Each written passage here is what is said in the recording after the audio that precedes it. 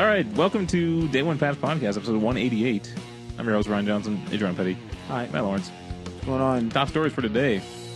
Star Wars Battlefront 2 campaign length estimate has been revealed. An estimate. An estimate. Because, I mean, it differs on how you play it. So, they can only estimate. They can't say, oh, you're going to get this much out of it. Unless they speed ran it and then said, this is the minimum amount of time you could play this game. Yeah, they did like the glitches and everything to speedrun it. Someone has spent $15,000 on Mass Effect multiplayer cards, according to a former BioWare dev. We have the list of Xbox One's original backwards compatible original Xbox games. We're also talking about single-player games, which is a big topic now that all these loot boxes and microtransactions are all in the news. Everyone's going nuts over them, so people are wondering what's going to happen to the single-player game. We'll talk a bit about that. It is dead. I can tell you. I can assure you. What else is dead is Microsoft's Kinect. The Kinect is now officially dead. So, what's new, guys? What are you playing? What's happening? What are you watching? Go ahead, Matt. Reached the big 100 in Overwatch. Woo! Happy birthday! What'd you get? I think a voice line. And then a portrait that doesn't load. That's right. Yeah, the portraits are gone. Yeah.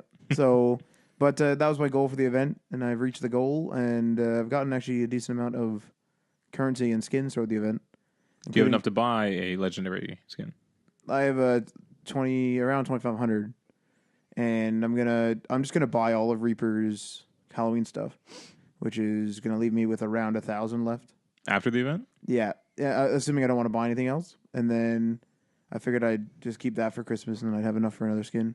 But I think I'm gonna take a break from Overwatch for a bit because I've been really hitting it hard. Yeah, I'm at that point now where I'll come on for the season qualifier rounds and the seasonal events. Right. That's it. It is amazing, though, to be playing a game this long. Over a year after release. Now, you've been going nonstop since this release, right? Pre-ordered the game. So, now why is that? What was it about it I can't explain it to you. I don't know why. And now it's like one of your favorite games. Yeah. It's like one of my favorite games of the last 5-10 years. Yeah, that's incredible that you just on a whim kind of pre-ordered it. Yeah. You went super hyped up for it too. Yeah. Which is weird. And then you became a big Blizzard fan too after checking out their other titles. Well, because I had already played. I'd always meant to get into WoW, StarCraft, and Diablo, and I had. God damn it, Ryan, every fucking week, Ryan. Honest to God, man. You gotta silence your shit. Yeah, is there like you one... have a silence switch on there? Yeah. I have to go into my settings, unlock the phone, swipe, click, and then do it. You're like, click. Yeah. And okay. Can you turn up your computer volumes where you're like, no, the speakers are actually off on my computer. But the thing is, though, I'd already been like well into Hearthstone, and I have dabbled in Heroes of the Storm. And the only reason why like Heroes of the Storm kind of fell off for me is because my computer broke and I didn't have a PC for a long time.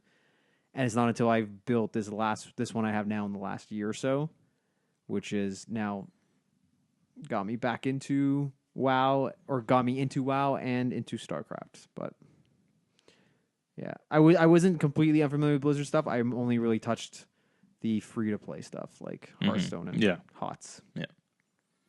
Matt? Yeah, Overwatch, woo! What else are you playing?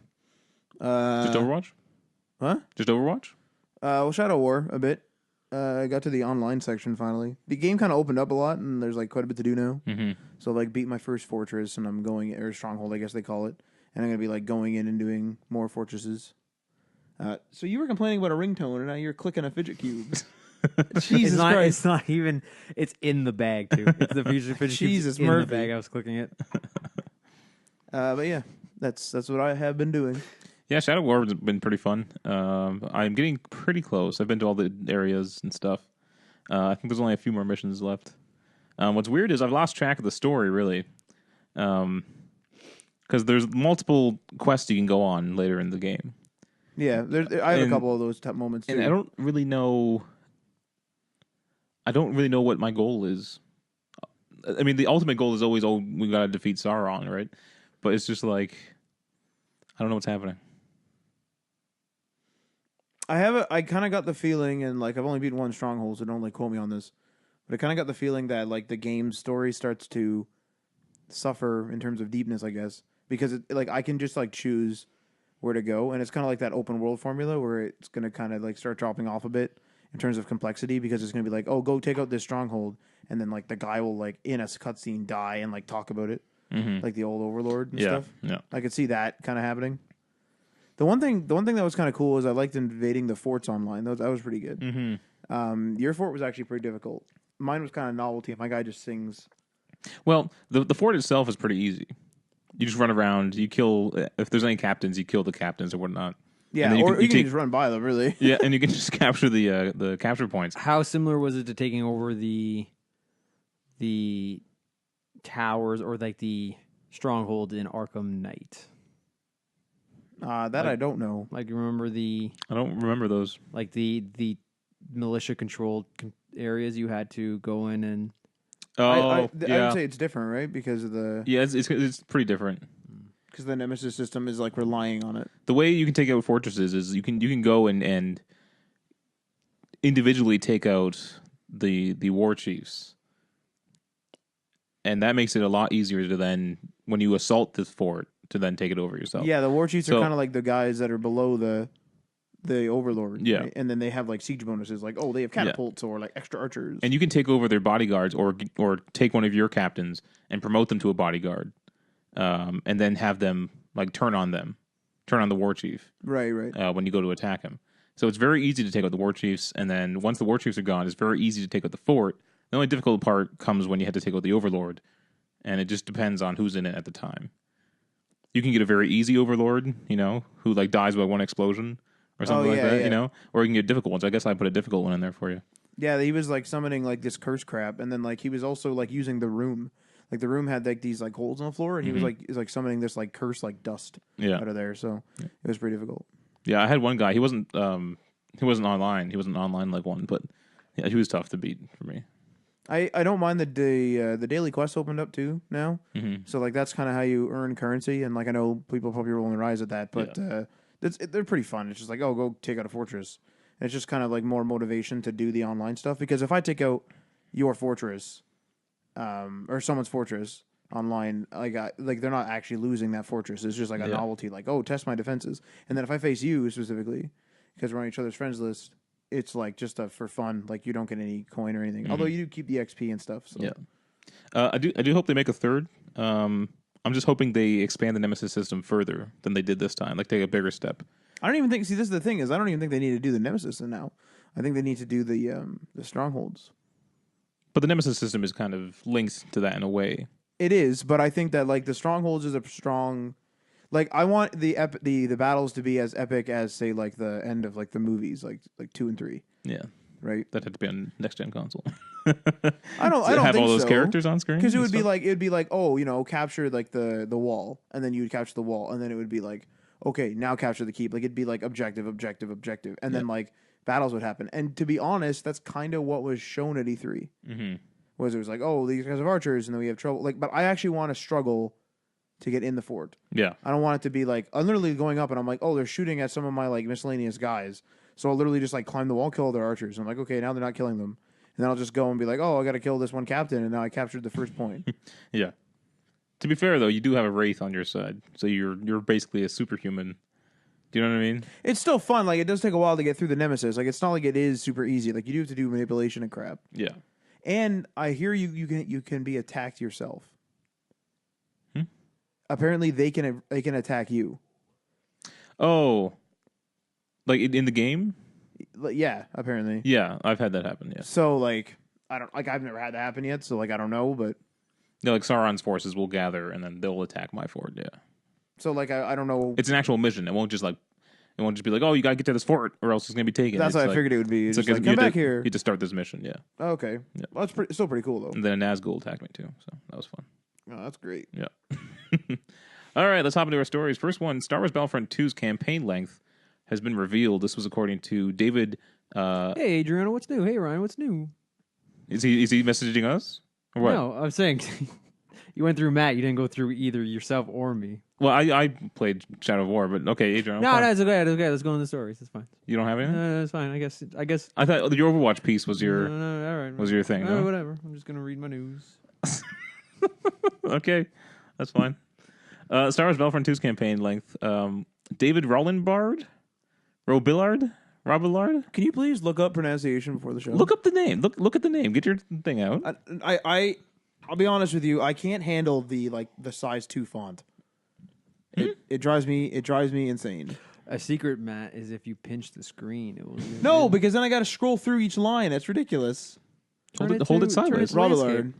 Robillard? Or Robillard or something like that if it's French. He told Press Start that the campaign will clock in between 5 and 8 hours.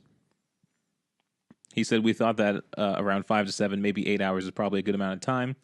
We wanted to stay very driven towards the Star Wars fantasy that the players are going to experience and not have to be drawn out. Now, I guess online this has caused some people to be a little angry that it's not longer, but I also heard that it was pointed out that 8 hours is longer than the entire original trilogy, so it should be a pretty good story, at least if you like the original trilogy. Well, it's also a shooter. Yeah, and this is in line with like Call of Duty or something like that. So and Call of Duty, you start getting to the end and you're like, Jesus, I was like fucked. I don't know what people were expecting, like a 40-hour campaign. Like, what do they want? They probably like were expecting this huge grand adventure. And EA's been heavily promoting the multiplayer. This is still a multiplayer game. It's a shooter. Yeah.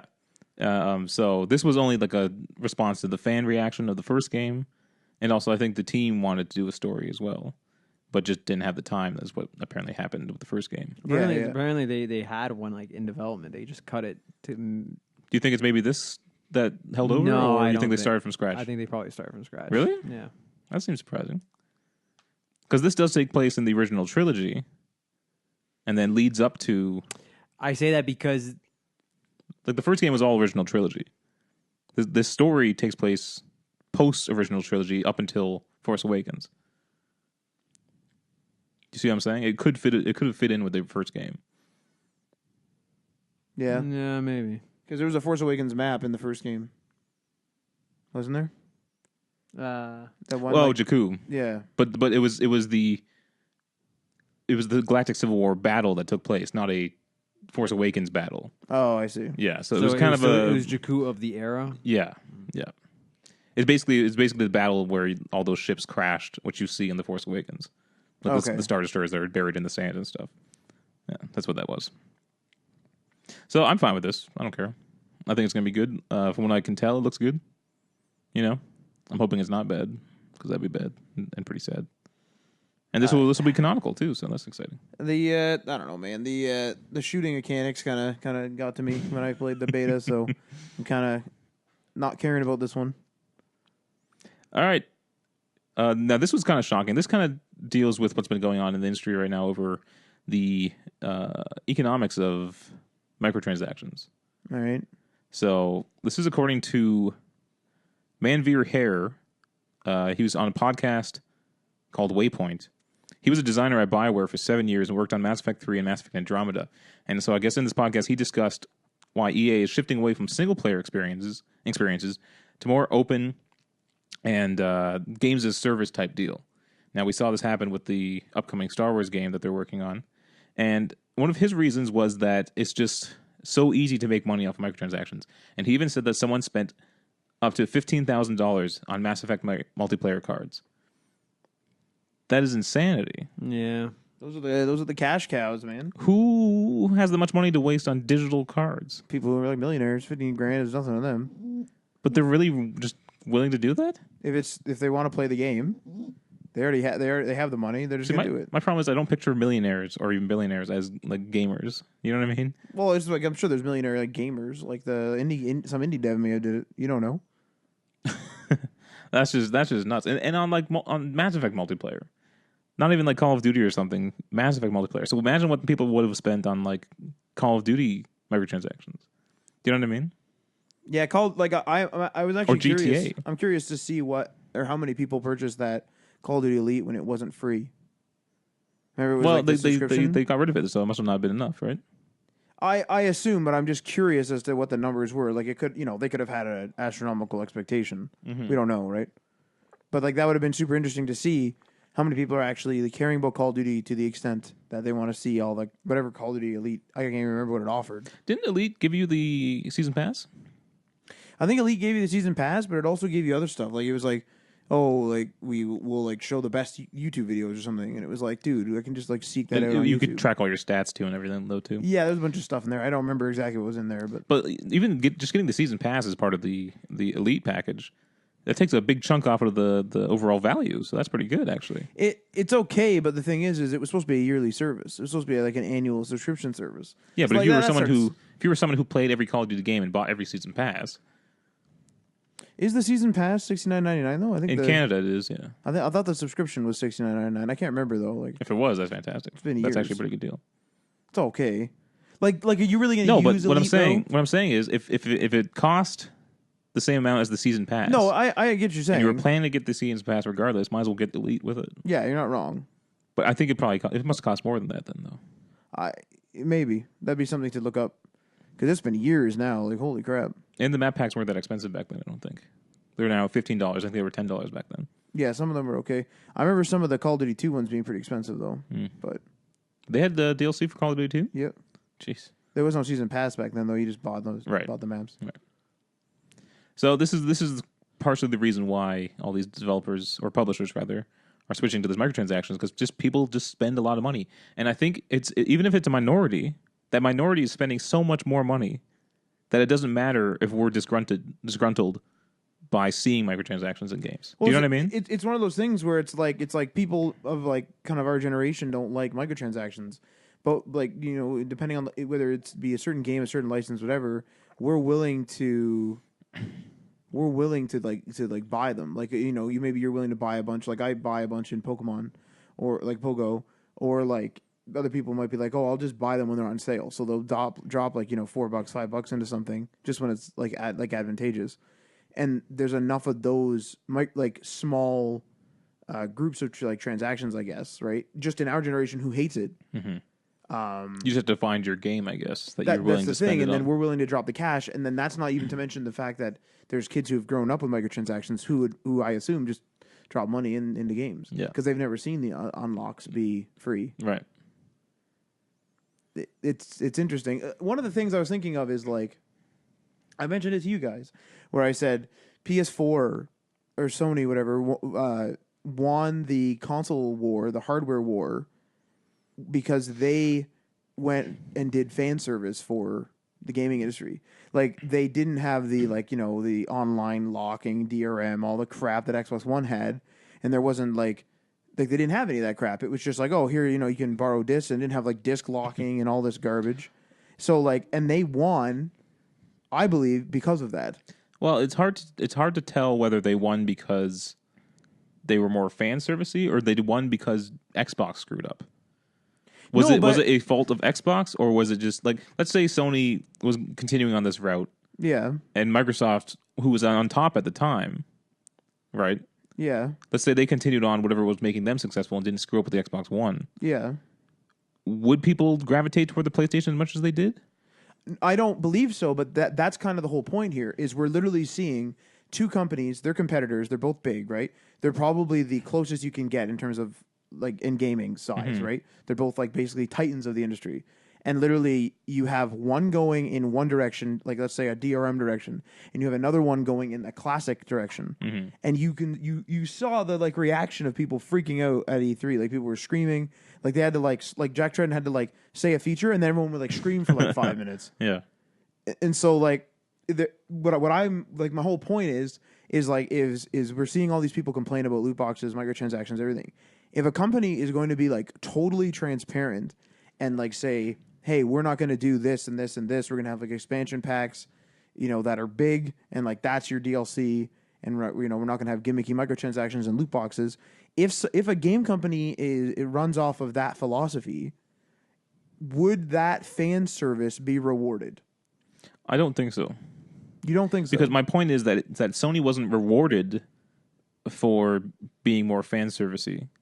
They sell the most consoles. No, How but is what that I'm saying, not a reward? what I'm saying is that's not a result of them giving fans what they want. It's a result of their competitor screwing up. No, but Microsoft tripped and Sony passed them. But the thing is, though, It wasn't that they got a boost Yeah. on their own. No, yeah. It was because their competitor screwed up. But what I'm saying So- is the industry's going toward what Microsoft was doing. like not necessarily But everyone DRM is. stuff, but like it's not just two competitors. but people- Everyone's going that way. people group like money like grabbing like methodologies in with DRM. Like there's DRM, there's microtransactions, there's loot boxes, everything. Microsoft went that direction. Sony went this direction. Yeah, you can call that a blunder, but that proves that direction is a blunder.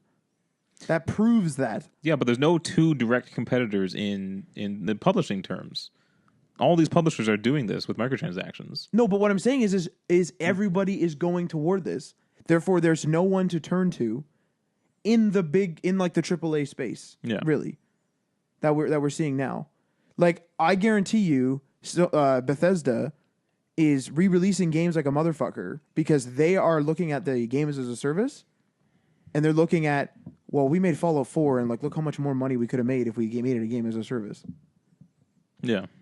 Like I'm afraid to see what Elder Scrolls 6 is. Oh, here's one city. Please pay $9.95 for city 2. But that's never really happened, though.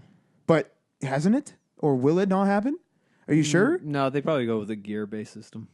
Not location unlocks, but they'd probably introduce the loot chests. Yeah, I think these publishers understand that people aren't going to buy microtransactions for entire maps. That's usually a map pack. What you could say is a giant microtransaction. Do you see what I'm saying? It's getting to that point where like every step is being monetized. So okay, so let's say since all these publishers are moving this in this route, let's say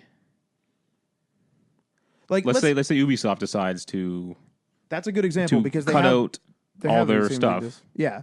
Cut out all their microtransactions. Actually, do they have games? Well, see, this is the microtransactions? thing. This is the thing. Is I was looking at Ubisoft thinking like, oh, maybe they're more traditional because they're doing AC Origins, they're doing Far Cry, right? And from what I know, there's not loot boxes in those games, or at least it's not intricate. Like, Yeah, there is multiplayer in AC Origins.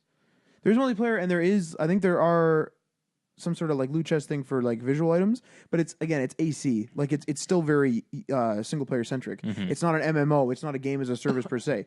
But the thing that makes me think that it might not happen, like them staying more classic, if you will, is that the Division is basically a game as a service, and they started adding things like loot boxes and microtransactions and stuff like that.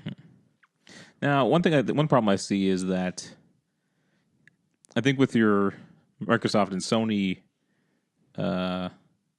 comparison here is that they essentially offer the same thing, a box to play your games. Okay. Yeah. But Assassin's Creed and Battlefront are pretty different games. Yeah, for sure. And I want to play both of them. So it's not like I'm Yeah. going to turn to one just because it doesn't have microtransactions. No, but the thing Do you know is, what I'm saying? I know what you're saying, but it's one of those things where Ubisoft might in the future say like, oh well, like these single player games like AC aren't working out. Let's make them episodic. Let's make more money from them. But my point is, though, I'm not going to turn away from EA just because they have microtransactions. I want to play their games, and that's the problem. You know, Like you're saying that voting with your wallet isn't good enough now, essentially. yes, and especially it's not good enough when the people who are buying microtransactions are paying $15,000. Yeah, they're not. Yeah, it's like people are like, I have no just vote power with your now. wallet. Vote with your wallet. I would love to have a conversation with that person. Yeah, really, eh? Not even about like the 15,000. Just I want to have a conversation about anything else. just to see what their a mentality metric, is. just to gauge. Is this their person personality. rational or Yeah. that'd be good, eh? What a mess. So I think this is gonna be a long fight. I think. No, but the thing is though is to me, I see it as in two ways. For me, I wonder if the fight's over. That's it. The We've lost, publishers like, won. Like the publishers have won, and like you should be like the suits won. That's it. Yeah. And then like don't even fight anymore. Fuck it. Like that's it. Just you pay or don't play. Like I said, you can't win because you can't fight against $15,000. Like for But one it's not one even, person. It's not even that. It's the fact that they're in so many things and they're such the norm. Like 5 years ago, I wouldn't have paid for Pogo, but now I do because I know that that's just the way it is. Mm-hmm. Like it's ridiculous. But again, I think it's different when the game is free to begin with, like Pokemon Go is. But when you're paying $60, $70 for a game, you know, and then they're saying, "Oh, we want a little more from you.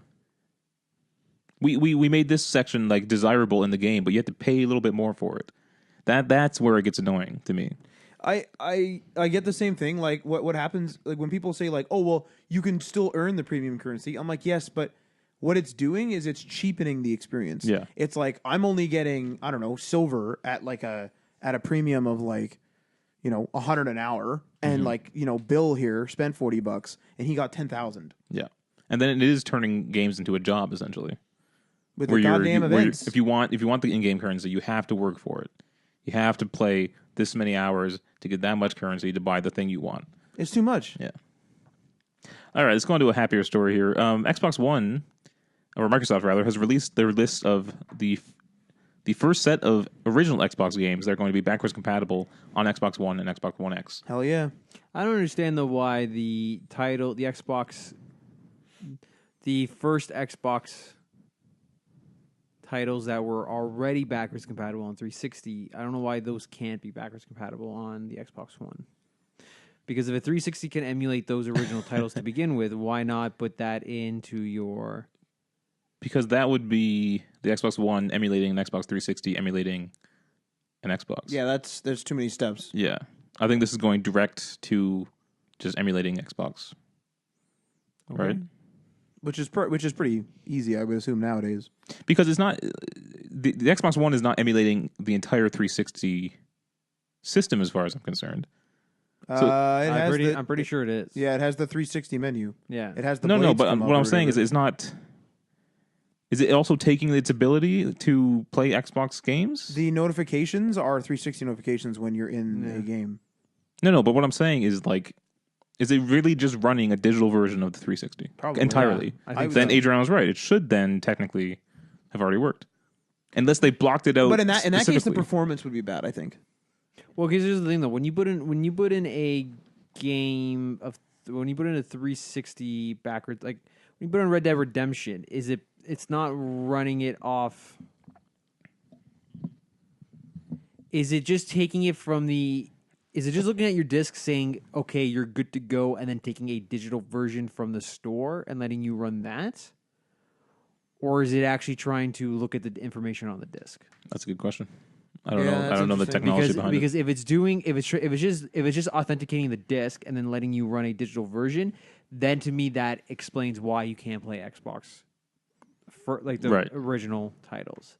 Is because then if those titles are just blocked on the store to begin with, then there's no information for them to pull. Right. So here's a list. Yeah, let's go with that. Here's a list of games. Black. I don't know what game that is. Anyone know what that is? Black. Yeah, I remember that game. You remember that game? Yeah, I Just remember that Black. Yeah. I remember Oh yeah. Is the case with a bunch of I was bullets? going to say it just filled with bullets. Yeah, okay, yeah, I remember that game now. Yeah. Stupid box. Blood Rain 2. Yeah, it's a vampire game. I remember that one. Crimson Skies, High Road to Revenge. Hell yeah, that game. Fuck yeah. We played that like not too long ago. Yep. Now we can play it again. Dead to Rights. I remember that. Fusion Frenzy. Of course. Fucking Yep. Accord. Of course. Eh? Grabbed by the Ghoulies. I don't remember that one. I don't know what that is. No. The title sounds familiar though. The King of Fighters Neo Wave. What a bad title that is. Yeah, what and also I don't know whether anyone cares about that one. I've never heard of that in my life. Ninja Gaiden Black. There's Black again. Hell yeah. Prince of Persia, The Sands of Time. Man, I beat that game back in the day. Psychonauts. I hear this come up all the time, and I've Psychonauts? never played it. Psychonauts has like an HD version, I think now. Red Faction 2.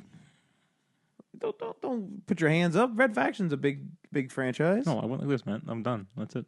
Sid Meier's Pirates. Hell yeah. There you go. Fuck yeah. And then my personal favorite, Star Wars Knights of the Old Republic. That's pretty cool. You should be playing some Sid Meier's Pirates, Adriano. No, I'm good. Pretty good. So there you go. I guess they'll be adding more as they go on, as they have done with 360. Who knows when they'll stop, I guess, right? I think their goal is to get everything. Well, that is nuts. Get everything. Now, what takes them so long then? Are they individually it's like- going in and no, making it's sure like- it works? And No, I'm sure that's part of it. That's they need probably- rights to it, I guess? It's licensing. They said Yeah.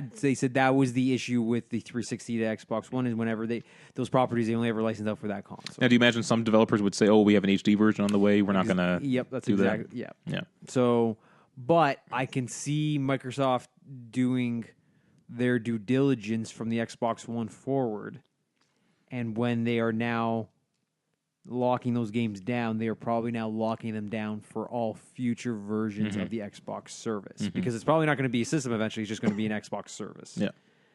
And I can see everything moving forward, and you're just going to have an ever-growing infinite library. Yeah. One thing to note is that you cannot play multiplayer games because the servers are down for all original Xbox games. And I think even those guys who are still holding out, I think they're all gone now, aren't they? No, there's like some people running some fake. Well, because like but I mean original servers. I don't mean someone running their own server, their house and hacking it in. yeah. Those original servers are down, but but you can you can do like a fake LAN. What I found really weird is there was those guys who had like just had like Halo 2 open or something like that, Yeah. and they were constantly running it. It's like, So you can't okay, they shut the servers down on Microsoft's end, but like, how come that connection's still there? Because it's hosted on someone's connection. Yeah, if it's host, So- if it's host based, then Whoever has that server space now has some dude just connected, Yep. and they can't just turn it off. Well, no, because it's no longer reliant on Bungie or Microsoft. Or Microsoft, whatever it is. Yeah. That's hilarious. there are ways around it. There's like fake LAN software you can use, and you can just like play online through that. I wonder how many people were consistently playing like Halo though, because like I'm surprised Microsoft wouldn't just like leave that one server on for Halo fans. Although they do have the That Master costs Chief, money. they do have the Master Chief collection now, so hopefully those people upgraded to that. I feel like that sold better, and I don't have any numbers to back this up, but I feel like that Master sold Chief better. collection? I feel like that sold better than like the Halo 5. Oh, yeah. The Halo games have seemed to take in the backseat recently. Ever since Bungie stopped making them, I don't see the same excitement for them as I used to. I feel like Bungie is still stuck in that past too, because With Destiny? like the story writing of Destiny, like I liked the story, but it's a very Halo story. Yeah. And then like they're all about like the shooter with a shared world, but to be honest, like it's just like, oh, replay these levels. So it's like it's almost like as if they just made like more missions and a mission select from like the Halo days, and we're just like, oh, just replay this, but there's also a hub. Yeah, Enjoy. yeah. It's like, okay. I still want to see a game with a better sense of accomplishment. You know, it's like, oh, we took back the spoiler alert, we took back the tower in Destiny. You know, and it's just like, okay, well, that's fine. You're not supposed to have accomplishment. You're supposed to not have accomplishment, wonder where the accomplishment is, and then purchase silver to buy my loot boxes. But like, I like the idea of like a big war happening, right? But I want to see us take ground. I want to see us set up bases in certain areas. I want to see us gathering forces and getting allies. I want a game that's more interwoven, I guess, and not just so story driven as to what you take back. I was told, and I haven't done any research about this. I was told that one PC game, and I think it's coming to console. Is it called Kingdom Come Deliverance or something like that? It's like a medieval game, but it's supposed to be like super realistic. I was told that game is like that. It's like a super like it's kind of like an old school type game where it's like you're looking for somebody, you have to go question people, and like that's just it. There's no like mission marker. It's like, oh, he's by the inn. You have to go find the inn. Yeah. That sounds so appealing. But like apparently, like it'll be like if you, depending on how you like react to finding the person, or like if you're like a criminal or whatever you do. It like changes the world, which is pretty cool. And there's always that sense of just lifeless universes.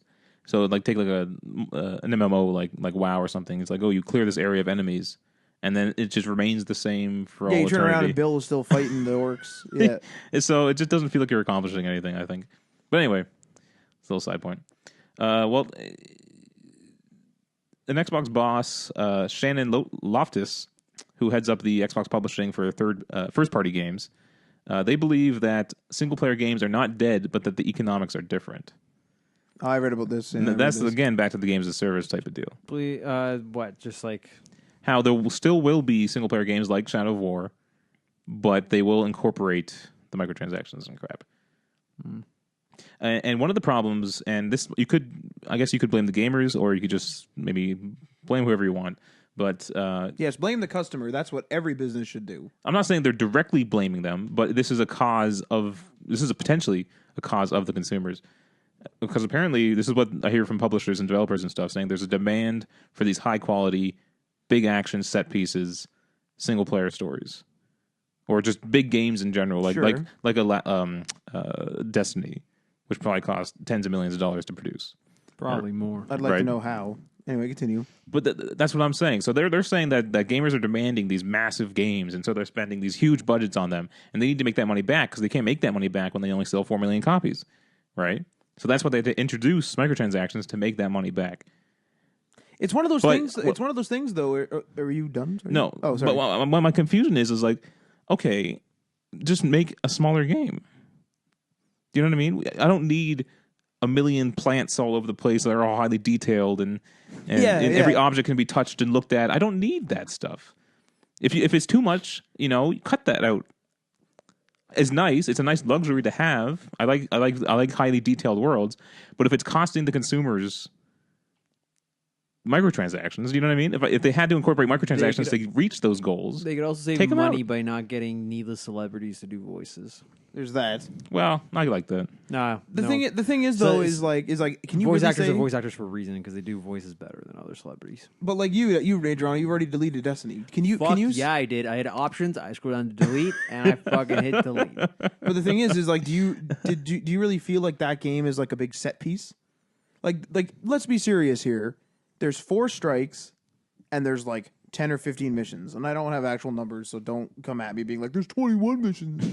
Okay, and there's a few maps, and there's 2 fucking common zones. I'm sorry to tell you this. If you spent $10 million making that, well, more than that probably. Okay, if you spent 100 million, 20 to 30 million probably. What the fuck are you doing? Yeah, those cutscenes look super nice. The story was not a masterpiece. It was fun, and I liked it. I can't even tell you what. I don't even know what happened in Destiny 2. You don't pay attention to any cutscene. No, I refuse to acknowledge that. No, I refuse. You, I refuse. and Destiny is the most simple storyline. No. You want to know something? And it might be the fact that I played it with you guys talking in my ear, because most of the time when I do play story-based games, I'm not in a PSM party. So I will give you. It might be I have not been paying attention during that game, but I normally do pay attention during games. Let me ask you this: This is the basics of Destiny 2. Okay, the Cabal came in, they captured the Traveler, they were trying to absorb the Traveler's light and use it for their own. Okay, and you fight them. That's it. Yeah, you that fight was the them story. And you kill Gaul, which is the head guy. That was the story. Yeah, that's it. I guess I know the story now. Yeah, but did you gather that by playing it? I figured bad guy, good guy. That's it. That is it. Yeah. Call to adventure. And I don't remember the individual missions, that is the general story of Destiny 2. The thing about these big games, though, is they look really nice. Like Destiny 2 looks really nice, but like, why is that game more than a $10 million budget? I will give it. Destiny plays really well. I have not played a shooter that felt that good in a long time. But no, like after playing it, I have decided I'm done with that game. I am done with that franchise.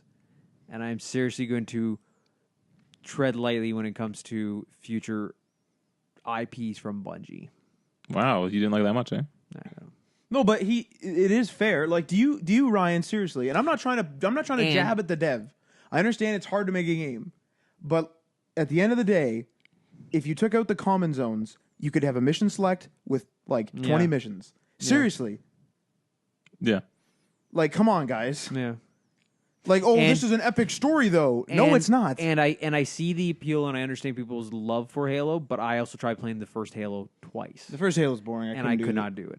The second one's a lot better. I played the second on. Maybe if I ever is Master Chief Collection on PC? Probably. I assume. I don't know. Because my PC might be able to run it. And then maybe one day I'll try. Maybe I'll do the Master Chief Collection on PC. But I tried twice. I couldn't do it. And it's weird because for all the complaints and repetitiveness of the Division, I found myself going back and having a certain appeal for the Division over Destiny. I think the thing about the Division is you know how like we've said in the past where we have like, you have like your story games that we all play separately, like Shadow War or whatever, but then we have like multiplayer games where we'll come back for a year or more sometimes. The Division had that balance, especially with the free updates of, here's a new activity, here's a new activity, here's a new activity. So if we do the same activity 3 or 4 times in a night, it's not a big deal because we're only going to do that once or twice a week. Yeah, I can see that. Because the thing with the Division, it got to the point where there were so many different things to do, we could not do everything. Like we had to play all day to do one. Exactly. Like if I went in and I said I wanted to do the dailies, if I wanted to do HVTs, if I wanted to do a round of PvP, survival, underground, some dark zone, we would not be able to do it. It would take hours, It would, like it literal would take hours. too long, and I think that's what it was. Because it got to the point where I didn't bother to do PvP. I didn't bother to do survival past the first couple of times. It's still like there's still like a bunch of stuff to do. I liked the HVTs. But yeah, and like Division is that's another game I'm trying to cut out. Like I'm trying to find a reason, and I'm probably going to delete it just because I don't want to keep spending time going back to it. Like it is safe to say I got my money's worth out of it. Oh, I would definitely say that. Yeah, so I would like to retire that once and for all, and just be anticipating an inevitable Division 2. But yeah, and Maybe. see the fact that you're even considering a Division 2. Oh no, whereas Destiny is I'm like in the fucking shitter for you. I'm not considering. When I say anticipate, I mean if they now said like I'm going to buy the next Division game. Yeah, like yeah, I I've would, already yeah. decided that. That's the thing. Destiny, absolutely. Destiny's dead. No. Ryan, do you agree that it's ridiculous that they spend that much on Destiny? Like what are they buying? Well, I want to know. Fucking Nathan Fillion and Lance Reddick. What I'm saying though is that I would prefer them scale back the games. I'm in quiet mode right now. You can't hear this. Fucking fidget cubes. I would prefer they scale back their game rather than microtransactions. Now, I actually have an argument against this. Is they had to remember that they used to make these big epic experiences and built their company for years and years and years up to this point without that. So don't come to me now and be like, yeah, but we need to make more and may need microtransactions because budgets went up. Yeah, but the game price also fucking went up. No, Not in America. No. The game prices. Then raise the fucking price up. No, here's the thing though. We have never paid. If you adjust for inflation, we have never paid less for video games than we do now. No, I thought today it has changed. No. I remember buying Harry Potter and the Chamber of Secrets on PS2 for $75. Yeah, no, Matt. If you roll back to even the Nintendo days, like the NES days, okay, your game prices were in the $60-$70. But why don't they increase the price? You're still because then increase the price. Like it's one of those things where it's like budgets have gone up. It's like okay, well we see like everything else go up, gas, food, whatever other necessity. Raise the price by $10. Maybe raise the fucking price. Yeah. Don't come to me and be like, but I need to gouge you at every turn now. Why don't you just raise the price? I think people are more willing to take a $60 title and the option for microtransaction than because for me, I have enough self-control to not buy those loot boxes. I have enough self-control to not opt into every little piece of DLC that they put in front of me. Okay? But unfortunately though, if the alternative was all right, we're not going to do loot boxes, but we're doubling the game price, that would prevent me from buying a game. I don't even think that doubling is fair. I think that, and again, I haven't looked at the numbers, so like, don't get mad at me. But, like, if you raise the price, like in Canada, what is it now? $79.99? Yeah. Okay, make games $99.99 then. If you mean that in the States here. In Canada, like I'm talking in Canadian prices because that's relative to here. Like that's the only like example I have. Well, yeah, because a $79 game in Canada is $60 in the U.S. Yeah. Yeah. Okay. So raise the game price in Canadian dollars today by $20 to make it $99.99. We're essentially paying $100 anyway, and then that'll make me because I pick and choose my games anyway. Yeah, but then after taxes with that you're paying $113 for us for Ontarians. Yeah, but do you want to play a game that ends up becoming a job, or do you want to play a game that you're going to play for if it's multiplayer maybe a year, or play like a story that you're going to play for a few months and then that's it, or do you want to be gouged for loot boxes for $3 each? Now I'm a man who loves quality things. I love the big set piece games. I love all the detail they put into it. I'm willing to take a cut to that quality. Not change the price and get rid of loot boxes. That would be the solution for me. But what, like what? Okay, so you were saying plants in Destiny. Well, I'm just saying whatever this money is being spent on to make these games super high quality. I agree with wherever that money goes. This voice actor crap.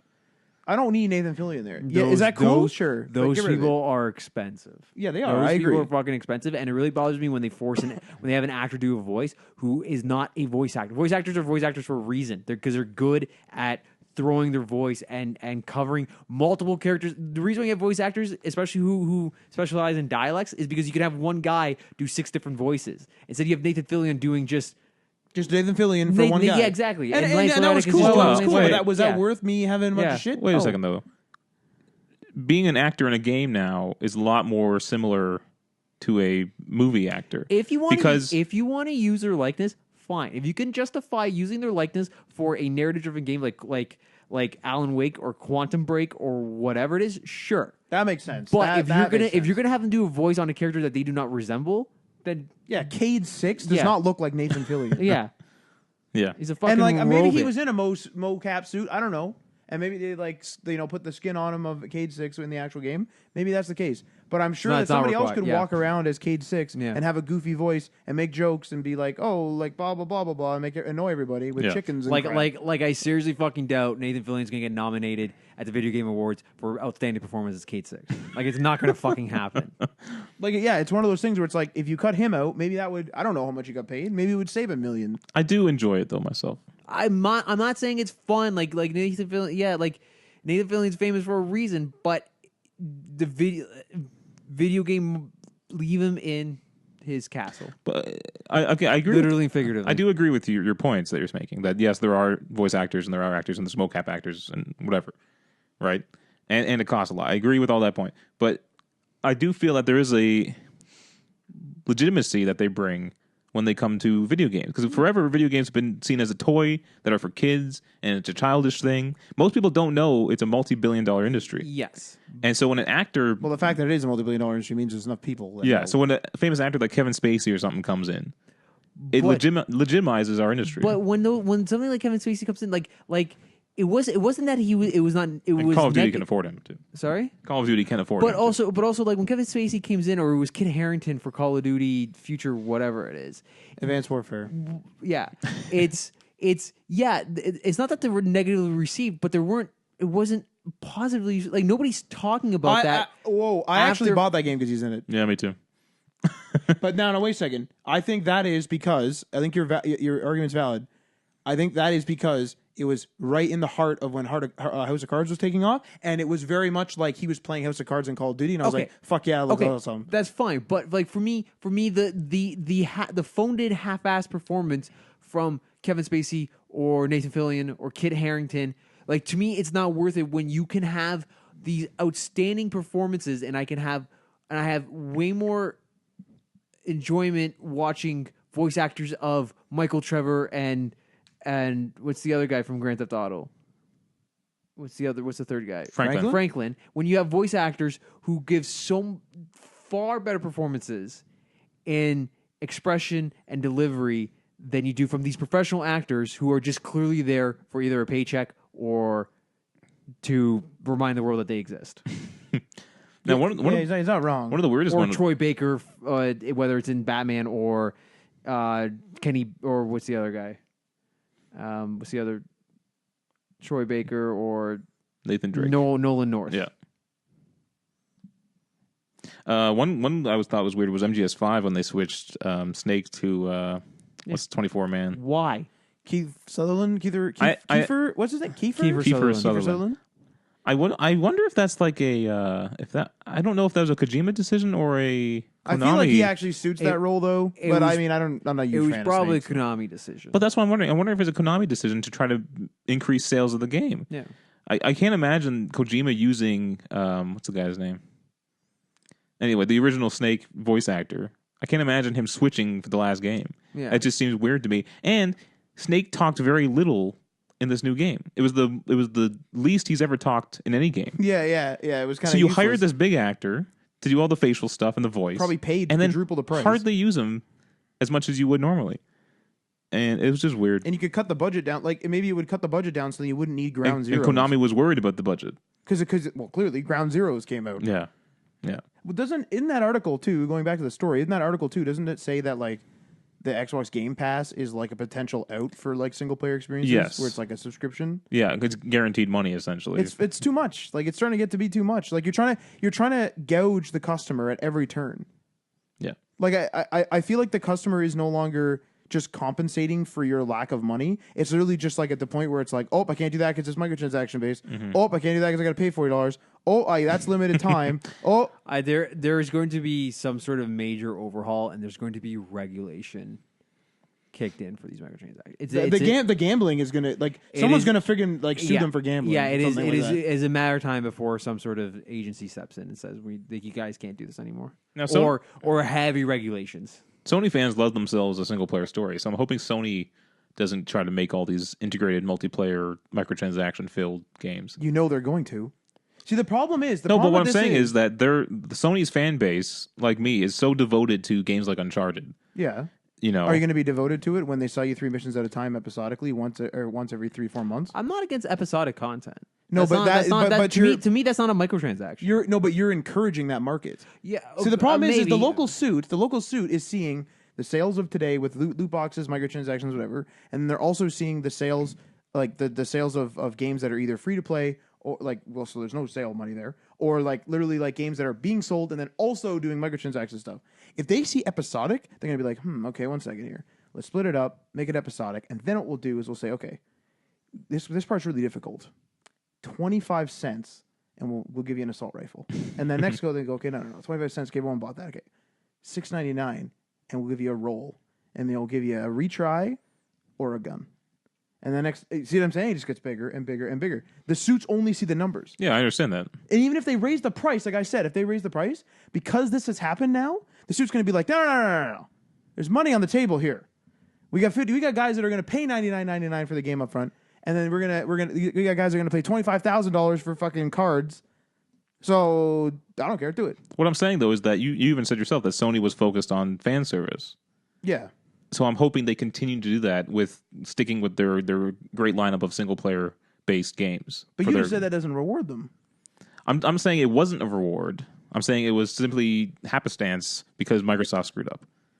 But I'm hoping they see though that they have a loyal fan base that likes things a certain way and don't change. Now, definitely the man in suits could change that. I'm not saying it's against. I'm not saying they're not going to do that. I just don't want them to. Could you imagine an Uncharted game where we're about to go open up the treasure chest? Oh yeah. And then it just says, "What kind of tier chest would you like Nathan to open up?" And it says 99 cents, $2.99, or $5.99. And then that will determine the role you get. The Uncharted games do have a pretty popular multiplayer, and then there are costumes and outfits and stuff. You know what this reminds me of, or it doesn't remind me. But those are DLC though. Do you know what makes me that doesn't bother me? You know what pisses me off though is you remember in Skyrim, and this is not in Skyrim to be clear. Do you remember in Skyrim in the actual game, you would go in and there'd be in random caves there'd be the dragon wall. Sometimes you'd fight a boss. You'd maybe you fight the dragon priest. You get his shit. You get the dragon wall with the word, the dragon speak or whatever to get more abilities, and then there's the chest. Now this part isn't in Skyrim. I envision Elder Scrolls 6 being whoa, whoa, whoa, dun, dun, dun, dun, dun, and it's ding, ding, ding, ding. Look, you only got 30 gold. Ding, ding, ding, ding. Oh, look, you can just fucking buy this other shit. Can that guy's voice come in too? Come and re-roll it, and it has that stupid dragonborn whoa, in the background. I could see them doing that. I honestly could see them doing that. Oh, this loot chest in real life isn't good enough. No, I don't have a reference in my head for that. But what I do mean for me, it defaults to the Borderlands 2 slot machine with the there's also an Iridium version, but the Borderlands 2 slot machine, and just dump inside of Moxie's. Yeah, I just dumped money into it. I got so good at not even turning, just strafing left and right and hitting both at the same time. Jesus Christ, man! When we were playing the pre-sequel, I'd always find Adrian around with the slots. God damn it! You're gambling. It's in-game currency. That's not real. I don't give a shit about that. Yeah, but then the suit has that number going to a server. And he's he's doing this so many times. Bet you he'll pay 12 cents. Honestly, bet you he'll do that. That motherfucker's gonna pay me that fucking nickel. Borderlands 3, fucking dime. Borderlands 3 is going to be fucking rough. They are going to go right into that system. All golden keys are going to be for sale. In-game. Fuck yeah. In an in-game, in-world, there's already an in-world loot-based system. Aren't they saying Border Worlds? Border Worlds 3. So would that be a shared univerce? Hell yeah, it's going to be. It's probably going to be yeah. I'm not against that, though. That sounds pretty cool. No, I'm saying it's 2K, though. It's 2K? 2K. This was a publisher. Is a publisher, yes. Yeah. Gearbox developer, but 2K. This was a publisher that had $120 of I think you mentioned this before. $120 of DLC day one for Evolve. Yeah. Oh yeah, I remember talking about that. So if that was them on that era, can you imagine them on the loot box era? Because this is also a company that needs to fucking redeem its get money back from Battleborn. Mm-hmm. This is bad, man. It is good. Wait, Borderlands. 2K published Evolve? They published it. They didn't develop it. Okay, well that failed for them too, though. Yeah. Yeah. That failed. I due to feel gameplay. like 2K is barely hanging on. I was sad. Didn't they publish GTA? No, that's Take no, Two. that's Take Two. For fuck's sake! I know. Yeah. I get them confused all the time. 2K published like the BioShock games as well. Oh yeah, they're done. But those are all like They're done. like 2K. I feel Well, I like think they made their money worth right. Buy out of it. 2K. I feel like the next entry from 2K is going to determine whether or not they stay alive. Whoa, wait! They're sports games.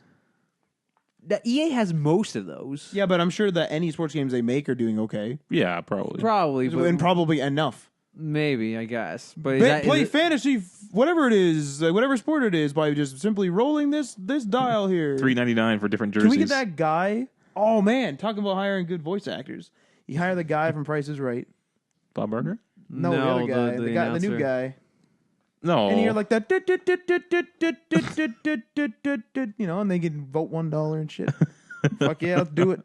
Or a like official Price is Right video game microtransaction. Oh yeah. Oh fuck yeah! Isn't everyone excited for that? I wonder what. There's probably a bunch of parents out there who put their credit cards onto their systems and let their kids just hit X, and they're just tapping away on my god! buying stuff. And they probably they get the bill, and that's what the $15,000 was, just a kid getting all those cards. Because he doesn't know. He doesn't know. Like, Like, he might not know. like that's just a function of the game. Yeah. Oh Lord. Anyway, I think that's all we got. I got time for one story, I guess. Let me see. I need to go find it. I lost it here. You lost it in the pronunciation of Rollerblard or whatever his name was. Oh, the Microsoft Kinect is officially dead. So they're no longer producing, manufacturing new Kinects. So if you want a Kinect, I don't know who does, but if you want one, if I had an Xbox, I would want one with the Kinect. well, go buy one now then. I'm not gonna. I don't have an Xbox. Before we start seeing them pop up in yard sales. I would use it literally for voice commands because that's the only way I would navigate that system. So I guess support is still continuing for it, obviously. So if you buy one today, it will still be supported until some odd time when they stop. So if you do still use it for whatever reason, Matt, yours is plugged in. I try to use it every night. No, it's plugged in. It's disabled in the software. I went in and just shut it off. It was a cool system. We used it a bunch when you had it hooked up. We used it a bunch, but then like they kept updating it and it just wouldn't turn on. You'd be like Xbox on, just wouldn't do I it. think they even had like an accuracy update for it, didn't they? Yeah, which did help. Didn't help the Xbox on. The one cool thing it did was the Skype calls where like it would follow you, but that's only like for conferences. It's like people at home don't just like walk around their room and the camera follows them and they're talking to people on Skype. I feel like they should have recognized that this was like going the way of the Zune when it was in development. I also think people FaceTime or Skype call a lot, like video conference people a lot more than they actually do. Yeah, no. I think they probably do. It's but on awkward the to me. Matt computer. definitely doesn't Skype. I find it awkward. You know, It's one of those things where like some people will only FaceTime. really. I know a couple people that will only FaceTime. They're like, "What do you mean?" I'm like, "Why are you using the fucking webcam? Like, it's just a phone call." Like, yeah, and they'll only use webcam. I'll use FaceTime audio if I am in this, if like there's a shitty reception area but there's Wi-Fi. I mean, I can obviously see it for like if you want to like if a father's away or something and you're showing them their kids or whatever. I can see it for specific purposes, but I don't know if it's used that frequently. Yeah, no, yeah. So I don't. I definitely. Especially not on an Xbox. To be honest, yeah. If I'm talking to you guys, I now if we don't had always want to see you guys. yeah, if we had holograms like in Star Wars, though, would you use them? no, because they're blurry as hell. Yeah, like the simplest invasion cuts out the They blocked the transmissions though. It wasn't like it just went down. Oh God. The HoloNet doesn't go down that often. My God. Goes down more than the internet. But no, wouldn't that be awesome to have like I don't know, like Marty standing here in the hologram? That Scary. would be Just fucking looking at us. creepy. I'd actually say Marty owed me a lot of money. Yeah. And we beat up his hologram. Yeah. All right, that's all I got for you this week. All right, another temper fueled fight for the anti microtransaction. It's gonna be a long fight, I tell you. well, it's It's gonna be. I'm gonna say at least 5 years. It's fruitless. This is going to transfer into the next generation of consoles. Absolutely. It's fruitless. We've lost. No, we can change minds. We can't. Yeah, we can. You can't. You can. You can change minds, and then the suit's going to be like, yeah, night, like the developer's going to change his heart, and he's going to be like, that's nice. I'm not saying something else won't come up because obviously we had the whole issues over the online passes. Online passes. Those went away because of DLC. backlash. But those didn't make anybody any money. Yes, it did. You didn't pay for them. No. No, You could if you bought them used. That's what it was for. Yeah. Oh, I guess. And people got angry and they stopped doing it. So that's possible. It's unlikely, I think. But with no one this. can pay $15,000. I don't think Game Pass. that's. Do we know why online pass is it? I don't think it's why. I don't think it's because people got angry with them. Why else would they get rid of them then? I think they got rid of them because they started to figure out that they're going to have more online only games. Okay. You can't in your right mind say, here, buy The Division, which is a mandatory online game, but because you're buying it in used, you then have to go pay another $10. And sometimes it wasn't 10. Sometimes it's 40. Whatever it was. But those online passes were specifically for games that were single player campaign and a multiplayer option. And it's only if you had bought a used, then you had to go buy it again. But I think because the curve of the game world was saying, hey, we're going to go for more online only stuff, whether it's Sea of Thieves or Division, Destiny, Anthem, whatever, then you can't get away with it. Because you're saying, hey, are you going to go buy this used game? Well, since you're buying it used anyways, you have to give us more money. No, you're right. That does make sense. But it is ridiculous though that half of EB Games' profit comes from used games. That's incredible, and none of that goes back to the publisher or the developers. You know, it's a pretty big industry still. Like it's not like as if they're starving. No, but they might not have excuse me. They might not have introduced microtransactions if they had more money from game sales. I can't see that.